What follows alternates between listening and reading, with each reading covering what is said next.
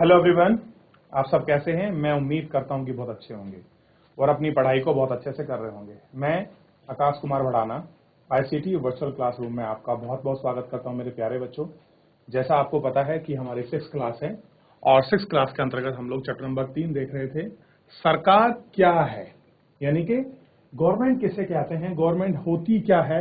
इसके विषय में हम लोग आपका विस्तृत से आपकी चर्चा कर रहे थे और एक एक चीजों को हम बहुत अच्छे से गौर करके इनको पढ़ रहे थे। तो कल के लेक्चर के अंतर्गत सबसे पहले हमने पढ़ा आर के लक्ष्मण की जो कोटेशन थी, उस कोटेशन को हमने पढ़ा कि क्या कहते हैं आर के लक्ष्मण। भारतीय लोकतंत्र में कार्टूनिस्ट का काम क्या है कि जो आपके राजनेता हैं उनकी जो आपक गलतियां हैं उसको कैसे आपका ढूंढते हैं और कैसे लोगों को उसकी आलोचना करके दिखाते हैं। इन सभी के विषय में हम लोगों ने आपका गौर करके एक एक करके इन सारी चीजों को पढ़ा है, ठीक।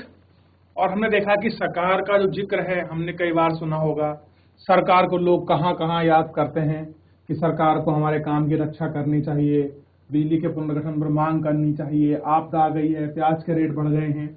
ऐसे बहुत सारे तमाम मुद्दे हैं जहां पर सामाजिक सरोकार में सरकार को याद किया जाता है। महंगाई के समय में बहुत सारे ऐसे मुद्दे हैं जहां सरकार को हम लोग देखते हैं और सरकार के कौन कौन से काम हैं और क्यों उनको रिस्पॉन्सिबिलिटी दी गई है कि गवर्नमेंट ही ऐसे काम को करेगी, और उन सभी जिम्मेदारी का ब्यौरो को हम लोग एक एक करके बहुत अच्छे से हम इनको देखते हैं और इस पर अपनी बात भी करते हैं और अपनी सहमति भी व्यक्त करते हैं कि चीजें किस प्रकार की हैं।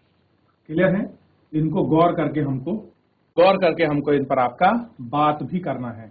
न्यायालय जो है वो भी सरकार का अंग है। सरकार कैसे काम करती है, उसकी फंक्शनल बॉडी क्या है, कई सारे एग्जांपल्स के माध्यम से हम लोग आपका देख सकते हैं कि सरकार के पास कैसे आपका रिसोर्सेज की जो आपकी चीजें हैं वो उसके पास ही रहती हैं।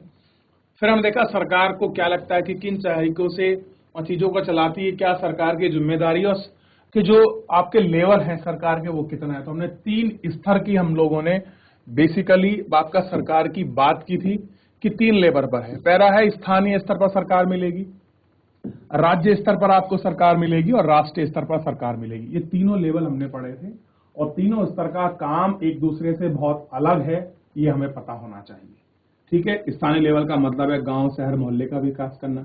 राज्य के अंतर्गत जिम्मेदारी है कि वो अपने पूरे राज्य को मेंटेन करे, उसको देखे। और केंद्र की जिम्मेदारी है कि 28 राज्य और 8 यूनियन टेरिटरी को देखकर चले। क्लियर है? केंद्र में पूरे भारत की जिम्मेदारी बसी हुई है, ठीक। केंद्र सरकार के काम को, दायित्व को कम करने के लिए हमने राज्यों को आपका सत्ता आपका प्रदान किए कि कुछ मामलों में राज्य फ्री होकर कुछ सेल्फ रूप से आपका डिसीजन ले सकें। इसलिए हम लोग इनको क्या करते हैं, देखते हैं और इनकी हम लोग बात भी करते हैं। तो इतना जो था हम इसमें देखे थे। फिर हम लोकतंत्र और राजतंत्र के विषय में हम लोग पढ़ रहे थे।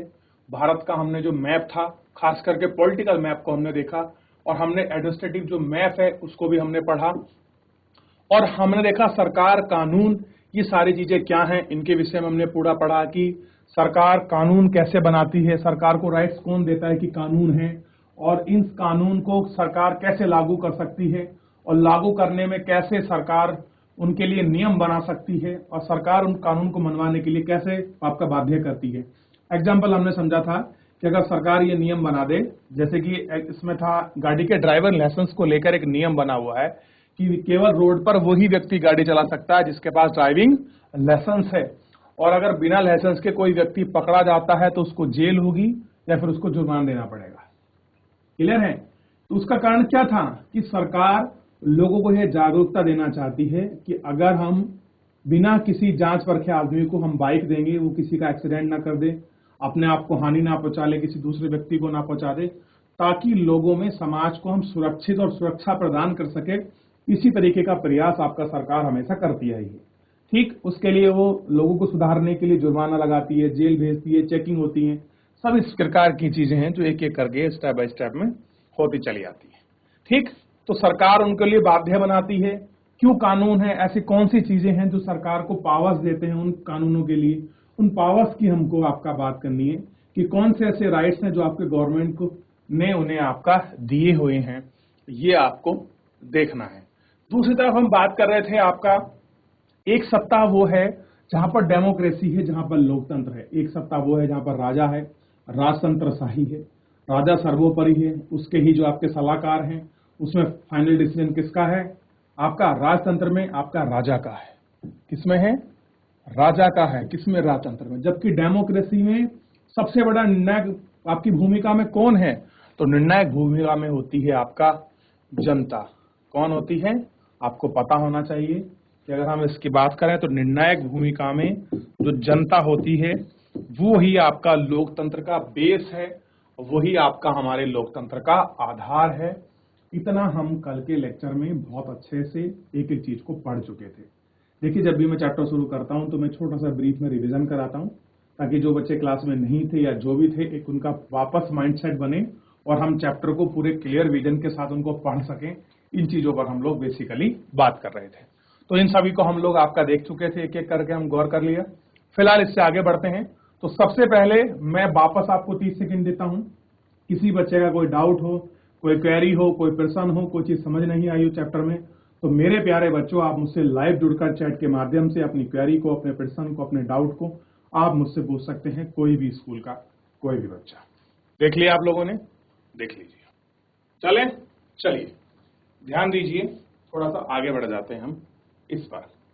तो जो कल हम सबसे पहले देख रहे थे, तो हमने कल भारत के मैप को जो था बहुत अच्छे से गौर करके हमने इसको देख लिया और एक एक चीजों पर हमने गौर किया और सारा हमने जो स्ट्रक्चर्स था, खास करके हमने उन सभी जो एडमिनिस्ट्रेटिव स्ट्रक्चर था, पॉलिटिकल स्ट्रक्चर्स था, उसके हमने देख लिया कि कानून व्यवस्था कैसी बनती है। ठीक, इन सभी को आपका देख चुके हैं। बात कर रहे हैं सरकार के प्रकार की, टाइप ऑफ गवर्नमेंट्स की हम लोग बात कर रहे हैं कि सरकार के प्रकार क्या हैं। ठीक है, इसके विषय की बात कर रहे हैं। देखिए, आपको एग्जाम्पल से ही पूरा साफ हो जाएगा कि सरकार को निर्णय लेने और कानूनों का पालन कराने यानी कि उन्हें बाध्य करने की शक्ति कौन देता है। यह प्रश्न का उत्तर इस बात पर निर्भर करता है कि वो देश की सरकार कैसी हो। अगर आप कह रहे हैं कि कोई व्यक्ति कानून बना रहा है, उसको मनवाने के लिए बाध्यकारी कर रहा है लोगों को, तो ये प्रश्न तो उठता है उसको कौन पावर दे रहा है। लेकिन पावर के साथ एक क्वेश्चन उठता है कि सरकार का स्ट्रक्चर कैसा है। क्या आपका डेमोक्रेसी वाली गवर्नमेंट है, राजतंत्र है, लोकतंत्र है, या किसी एक वर्ग सत्ता का आपका राज है। ये सब चीज हमको पहले देखना होता है। उसी के साथ छुपे होते हैं इसके सारे आंसर, वो महत्वपूर्ण पहलू जिनके विषय में हम लोग आपका आज इस लेक्चर के अंतर्गत एक एक करके जो है आपका बात करने वाले हैं और इनको गौर करके आपका हम इनको देखने वाले हैं। देखिए, हम लोग लोकतंत्र को, डेमोक्रेसी को बहुत अच्छे से, बहुत बार बारीकी से पढ़ चुके हैं। अब हम इससे आगे चलते हैं और इससे आगे हम लोग चैप्टर को देखते हैं। देखिए, लोकतांत्रिक सरकार, डेमोक्रेटिक गवर्नमेंट की बात कर रहे हैं। भारत में एक लोकतंत्र है। नोट कर लीजिए सबसे पहले और ध्यान दीजिए, भारत क्या है, एक आपको ध्यान रखना है, भारत एक लोकतांत्रिक देश है। लोकतांत्रिक व्यवस्थाओं को पाने के लिए हमने बहुत लंबी लड़ाई लड़ी है। आप जानते हैं कि हम 200 वर्षों तक अंग्रेजों के गुलाम रहे। कितने वर्षों तक? 200 वर्षों तक। और 200 वर्षों की गुलामी के बाद हमारे आंदोलनकारियों ने, हमारे राष्ट्रवादियों ने कितना दमन झेला और उसके बाद हमको ये स्वतंत्रता प्राप्त हुई जिसमें सब आपके नागरिकों के जो राइट्स हैं हमारे सामने। ठीक, देखिए, संसार में अभी भी कई ऐसे देश हैं जहां पर लोगों ने लोकतंत्र पाने के लिए संघर्ष किया है। ऊपर आप बात कर चुके हैं, आपको बताया जा चुका है कि लोकतंत्र मुख्य बात यह है कि लोगों के पास अपने नेता को चुनने की शक्ति होती है। इसलिए एक अर्थ में लोकतंत्र लोगों का शासन ही होता है। अगर हम लोग देखें कि लोकतंत्र क्या है तो आपको पता होना चाहिए, एक अर्थ में लोगों का ही शासन क्या है, आपका लोकतंत्र है। तो आप डेस्टिनेशन लिख सकते हैं लोकतंत्र की, आप इसको हाईलाइट कर सकते हैं कि लोगों का ही शासन क्या है, लोकतंत्र है।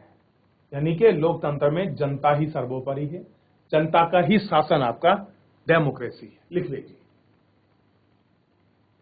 आगे बढ़े, आगे चले।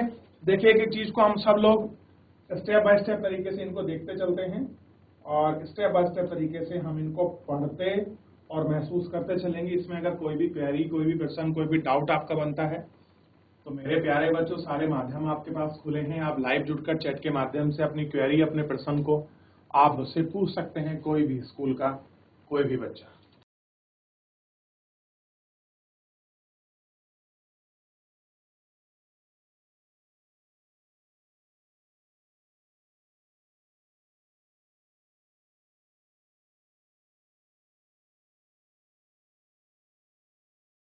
चलिए आगे बढ़ते हैं। तो हमें लोकतांत्रिक सरकार के विषय में पता लगा कि जो लोकतांत्रिक सरकार है वो क्या है, और इस गवर्नमेंट को हम लोग समझ सकते हैं। चलिए आगे बढ़ते हैं थोड़ा सा, और इसके स्ट्रक्चर को और अच्छे से पढ़ते हैं। अब देखिए, पता होना चाहिए लोकतंत्र में मूलभूत विचार यह है कि लोग नियमों को बनाने में भागीदारी बनाकर खुद शासन करते हैं।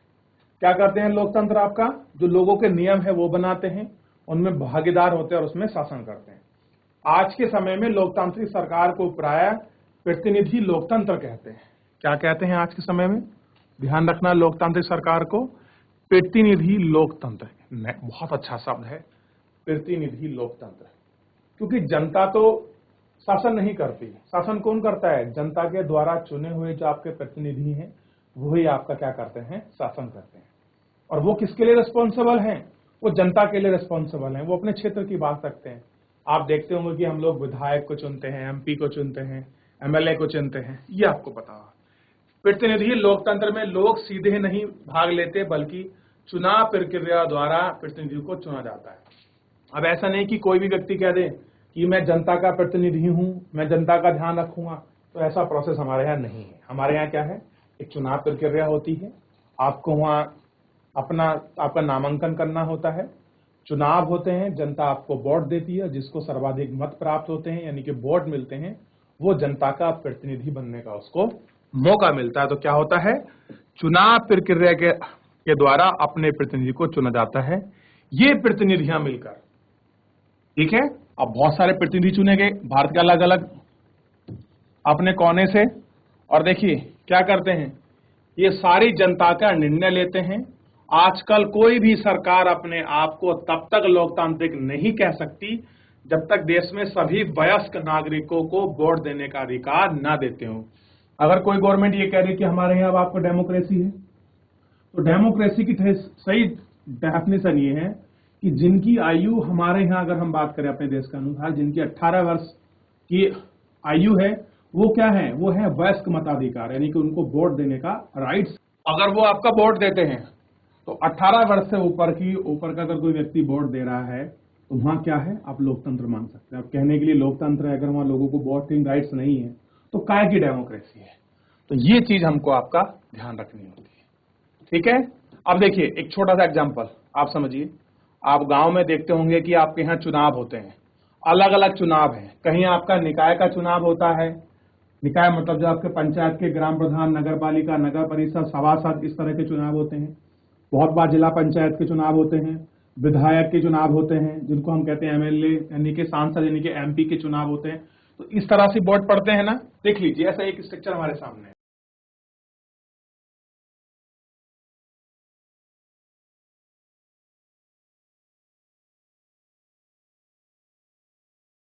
चलिए देख लिया।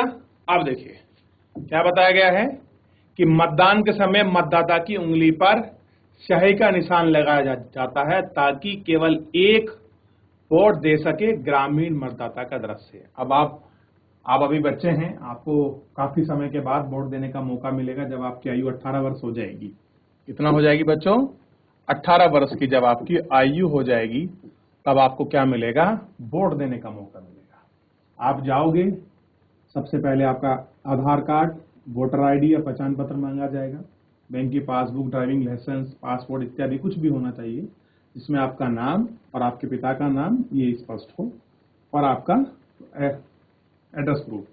फिर जो आपकी मतदाता सूची होती है, मतदाता सूची में आपके नाम को मिलाया जाएगा, उसका मिलान होगा। वहां से एक आपको पर्ची देंगे, आपको नेक्स्ट स्टेप पर जाना होगा, वो वेरिफिकेशन करेंगे, आपका नाम, वार्ड नंबर लिखेंगे।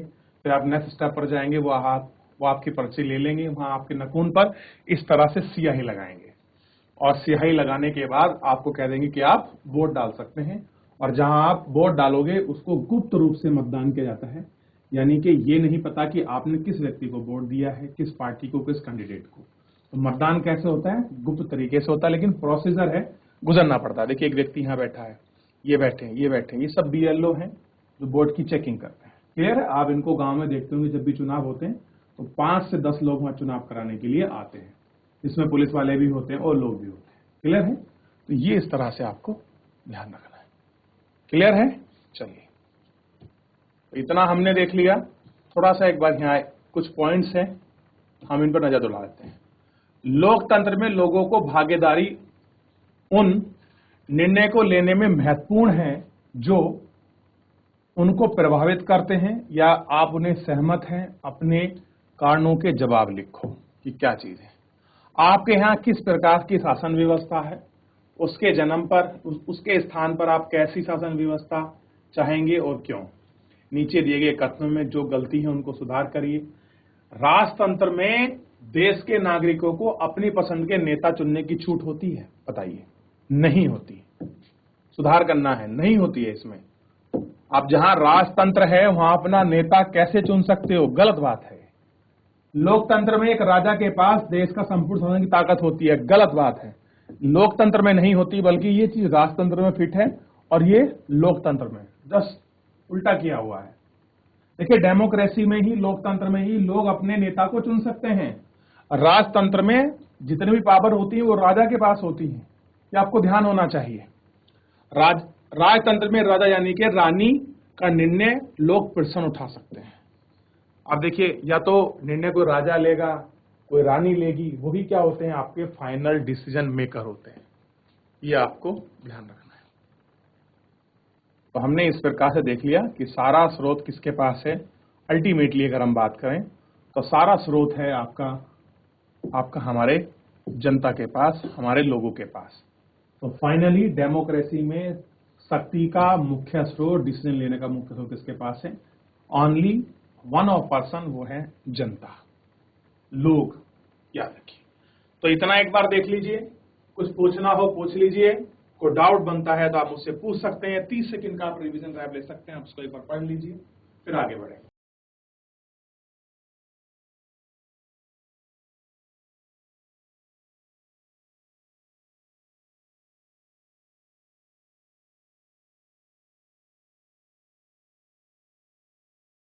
आगे बढ़ते हैं और एक ही चीजों पर गौर करते हैं। देखिए, इतना आपने देख लिया, इतना आपने पढ़ लिया। यहां तक कोई डाउट, कोई क्वेरी किसी प्रकार का? आगे चलता है, ठीक है।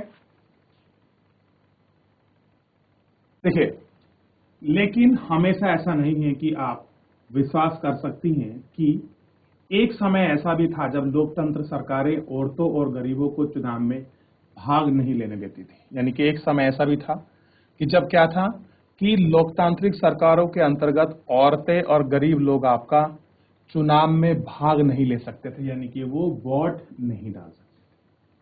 आपने शुरुआती दौर की सरकारों में केवल पुरुषों को ही वोट डालने के देन आपका देती जो आपके पढ़े लिखे थे, जिनके पास अपनी संपत्ति होती थी। इसका मतलब था कि औरतों, गरीबों और अशिक्षित को वोट देने का अधिकार नहीं था। क्या कहा गया कि जो महिलाएं हैं, जो गरीब हैं और अशिक्षित हैं, यानी कि अनएजुकेटेड हैं, वो लोग क्या नहीं कर सकते? अपना वोट यानी कि मत नहीं दे सकते। ठीक, उनको अधिकार नहीं था। ऐसी स्थिति में देश के यही नियमों के सहारे चाहते थे कि ये गिने चुने आपके पुरुष होते थे। अब देखिए, गिने चुने ही आपके लोग होंगे, वही लोग क्या कर सकते हैं? वोट गिर सकते हैं। तो यही क्या कर रहे थे? पूरा देश अपने अनुसार आपका चला रहे थे। आजादी में, भारत की आजादी में पहले बहुत ही कम लोगों को वोट देने का अधिकार था, इसलिए जनता ने संगठित होकर अधिकार की मांग की। आप देखते हैं कि जब ब्रिटिश शासन यहाँ था तो सब लोग वोट नहीं गिर सकते थे, हर लोगों को अधिकार नहीं था। पढ़े लिखे लोग, समृद्ध परिवार के लोग ही, जो आपके रिच फैमिली के थे, वो ही आपका उनको वोटिंग राइट्स था। गरीब को और साथ में जो महिला थी और अनएजुकेटेड लोगों को वोटिंग राइट्स नहीं था। लेकिन लोगों ने संगठित होकर क्या करा? इसकी मांग करी और लड़ाई लड़ी, और कह रहे गांधी जी समेत कई नेताओं ने इस अन्यायपूर्ण व्यवहार का, ये बताइए क्या ये न्याय आपका जस्टेबल था कि कुछ लोग वोट दें और कुछ ना दें? उन्होंने जोर शोर से मांग उठाई 1931 में यंग इंडिया पत्रिका में लिखते हैं। गांधी जी की पत्रिका है बच्चों, ध्यान रखना है, यंग इंडिया, बहुत बार एग्जाम में पूछी जाती है पत्रिका है। गांधी जी कहते हैं कि मैं यह विचार सहन नहीं कर सकता हूं कि जिस आदमी के पास संपत्ति है वह वोट दे सकता है, लेकिन वह आदमी जिसके पास चरित्र है पर संपत्ति या शिक्षा नहीं है वह वोट नहीं दे सकता। क्या नहीं दे सकता? अपना वोट जो है वो आपका नहीं दे सकता। अब देखिए आगे बढ़ता है थोड़ा सा, वोट जो है अपना नहीं दे सकता। जो दिन भर पसीना बहाकर ईमानदारी से काम करता है वह वोट नहीं दे सकता क्योंकि उसने गरीब आदमी होने का गुनाह किया है। अब देखिए गांधी जी यंग इंडिया में अपने विचारों को लिख रहे हैं कि जो व्यक्ति गरीब है, ईमानदार है, मेहनत मजदूरी करके रह रहा है, खा रहा है, आपने उससे वोटिंग राइट्स नहीं दिया क्योंकि उसके पास संपत्ति नहीं है। तो इस तरह से कुछ भारतीय राष्ट्रवादी नेताओं ने इन सब चीजों की आलोचना की है और इन आलोचनाओं को गौर करते हुए इनको देखा है और एक एक कर इस पर बात की है। तो इस तरह की ये सारी चीजें थी। क्लियर है? तो ये आपको ध्यान रखना है। थोड़ा सा हम लोग आपका देखते हैं कि वोट्स फॉर वुमेन, इसके विषय में थोड़ा सा एक हमको जो है एक स्पेशल कॉलम मिला है, इसको पढ़ते हैं और संसार में थोड़ा सा नजर दौड़ाते हैं कि महिलाओं की स्थिति क्या रही है वोटिंग राइट्स में, इसको थोड़ा सा देखते हैं। लेकिन उससे पहले इसमें कुछ पूछना हो, कुछ डाउट हो, आप मुझसे पूछ सकते हैं, फिर आगे बढ़ेंगे।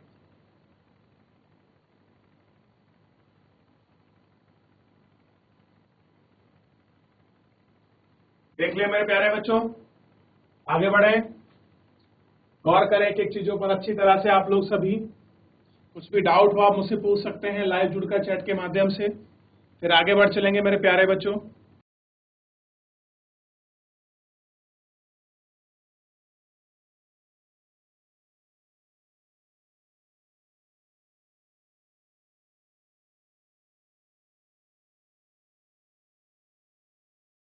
संसार में कहीं भी सरकार ने स्वेच्छा से अपनी शक्ति लोगों के साथ नहीं बांटी। कह रहे संसार में जितने भी सरकार हैं कहीं भी ऐसा नहीं कि अपनी मर्जी से लोगों को पावर आपका दे दी।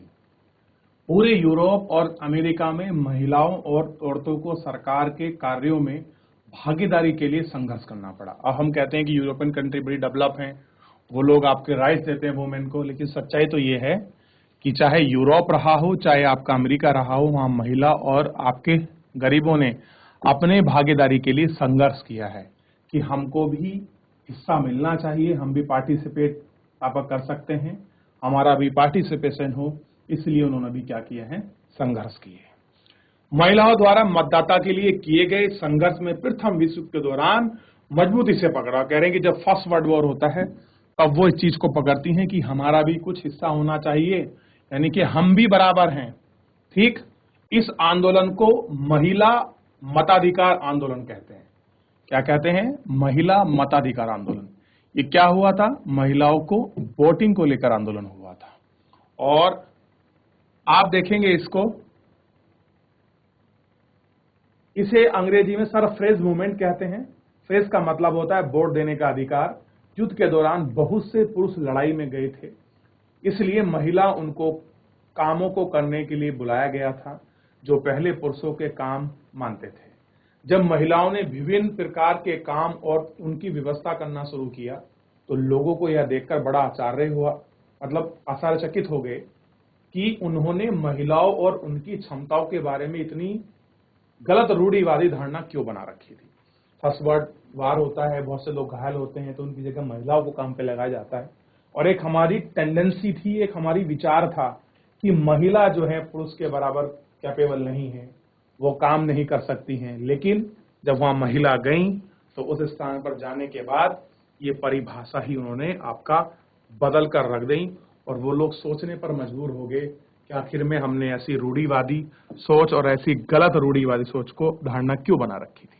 किसके प्रति? महिलाओं के प्रति। तो ये वहम कब टूटा? ये वहम टूटता है फर्स्ट वर्ल्ड वॉर के दौरान। ये आपको ध्यान रखना है। महिला वे काम कर सकती थी, इस तरह महिलाओं को निर्णय लेने में समान रूप से योग्य माने जाने लगा। और कह रहे हैं कि जितना ही पुरुषों का योगदान है उतना ही आपका महिलाओं का है, इसलिए उनका आपका योग्य उनको माने जाने लगा। महिला मताधिकार आंदोलन की शादी में सभी महिलाओं को वोट देने का अधिकार की मांग हुई, उनकी आवाज सुनी जा सकी, जिसके लिए उन्हें जगह जगह पर आपको लोहे की जंजीरों से बांधकर प्रदर्शन किया गया। उनमें कई क्रांतिकारी महिलाएं जेल और भूख हड़ताल भी गईं। आप कह रहे हैं कि महिलाओं को भी जंजीरों से बांधा गया, बहुत सारी क्रांतिकारी थी और भूख हड़ताल पर भी आपके महिला बैठी। अमेरिका में औरतों को वोट देने का अधिकार 1920 में मिला। कब मिला? 1920 में। जबकि इंग्लैंड में औरतों को यह अधिकार कुछ सालों के बाद 1928 में मिला। अब देखिए, जबकि इंग्लैंड ज्यादा डेवलप था किससे? आपका यूएस से, क्योंकि इंग्लैंड ने ही आपका गुलाम बनाया था किसको? अमेरिका को। ये भी आपको ध्यान रखना है, ठीक है। लेकिन अमेरिका जो है बहुत जल्दी आजाद हो जाता है और वहां पर आपका औद्योगिकरण का विकास बढ़ता है और वहां फिर डेमोक्रेसी हो जाती है। तो आप उसको देखते हैं कि वो 50-100 साल आगे है, क्योंकि वहां डेवलपमेंट बहुत जल्दी था, वहां डेमोक्रेसी बहुत अच्छी थी। अब देखिए, सोच के देखिए, इंग्लैंड में 8 साल के बाद ये राइट्स मिले, यानी कि इंग्लैंड में भी पहले महिलाओं को वोटिंग राइट्स नहीं थे। तो आज आपको चीज क्लियर होगी कि महिलाओं ने जो भी हक लिया है उसके लिए उन्होंने आपका संघर्ष किया है, और जो मानसिक विचारधारा थी, जो अवगत रूढ़िवादी सोच थी, उसको तोड़कर उन्होंने आपका प्रूव करके दिखाया है कि हम पुरुषों के समान ही सामर्थ्यवान हैं, हम उतना काम कर सकते हैं और इतनी क्षमता यानी कि कैपेसिटी जो है महिला रखती हैं। और फर्स्ट वर्ल्ड वॉर के दौरान ये चीजें पूरे विश्व के सामने आई। फिलहाल हम इस परिप्रेक्ष्य में इन चीजों को हम लोग पढ़ रहे थे, महिला अधिकार आंदोलन के विषय में। तो इतना आपने देख लिया, इतना आपने बात की। इसमें किसी का कोई डाउट, किसी कोई क्वेरी है तो आप देख सकते हैं।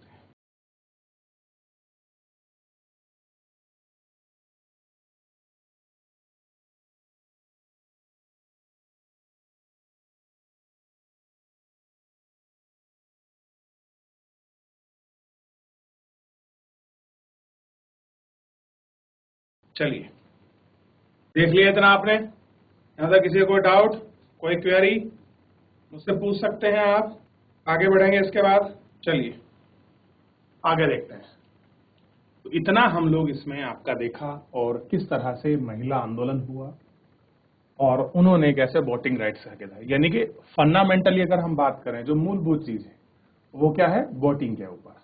वोटिंग में देखा वयस्क मताधिकार, उसके साथ देखा कि किन लोगों को वोटिंग का राइट्स नहीं था, तो गरीब, अशिक्षित और महिलाओं को।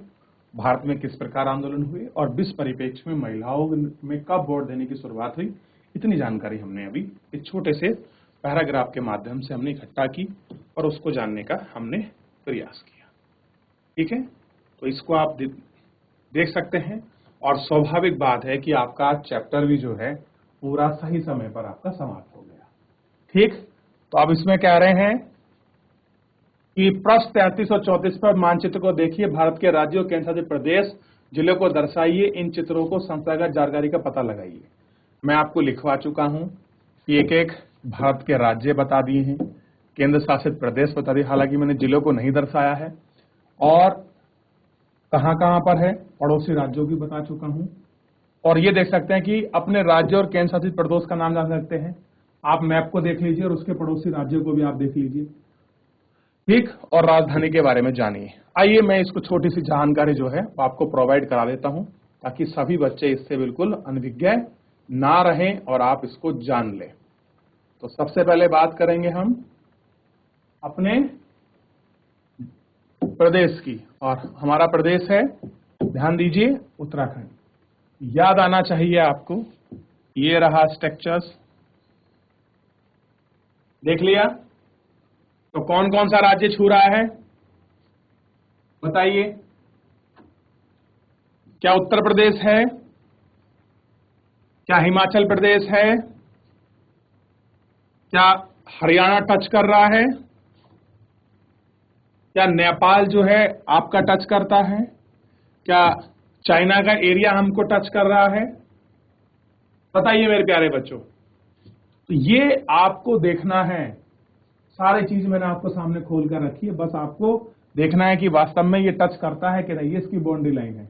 और मैं पहले भी जब आपको मैपिंग पढ़ा रहा था तब भी मैंने आपको ये सारी चीजें बहुत स्पष्ट से आपको दिखा दी थी।